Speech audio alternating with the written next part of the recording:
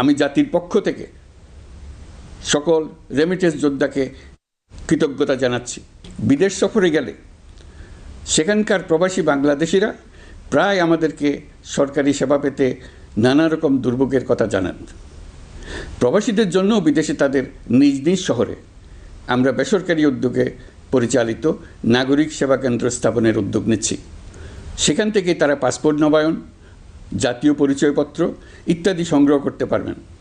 এগুলো কঠিন কাজ, এগুলোকে কঠিন করা হয়েছে, কিন্তু এখন সরকারের অভ্যন্তরে সাহসী ও উদ্যোগী সিনিয়র সচিব এবং ডিজিদের সহযোগিতায় অন্তর্বর্তী সরকারের মেয়াদকালে আমরা এটা সমাপ্ত করতে বদ্ধপরিকর।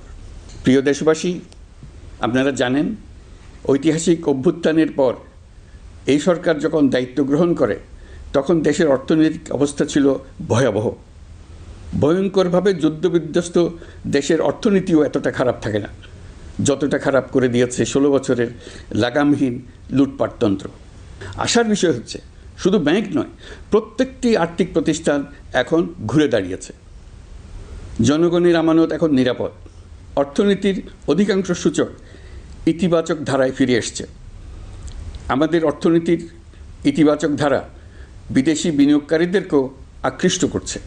বৈদেশিক মুদ্রার রিজার্ভ শূন্যে নেমে যাওয়ার ভয়ে পতিত সরকার বিদেশি ব্যবসায়ীদের আয় নিজ দেশে নিতে দিচ্ছিল না। আমরা সেটা নিরসন করেছি। বৈদেশিক মুদ্রার রিজার্ভকে ইতিবাচক অবস্থায় নিয়ে আসতে পেরেছি। এই অর্থ বছরে আমরা চেষ্টা করেছি এমন একটি বাজেট দিতে যা সত্যিকার অর্থে জনকল্যাণমুখী হয়। দেশের ইতিহাসে প্রথমবারের মতো একটি বাজেট তার আগের বছরের চেয়ে ছোট হয়েছে। প্রবৃত্তিকেন্দ্রিক ধারণা থেকে সরে এসে আমরা চেষ্টা করেছি সামগ্রিক উন্নয়নের ধারণায় জোর দিতে। এই বাজেট প্রথাগত ভৌত অবকাঠামো তৈরির খতিয়ান নয়। এই বাজেটে প্রাধান্য দেওয়া হয়েছে মানুষকে।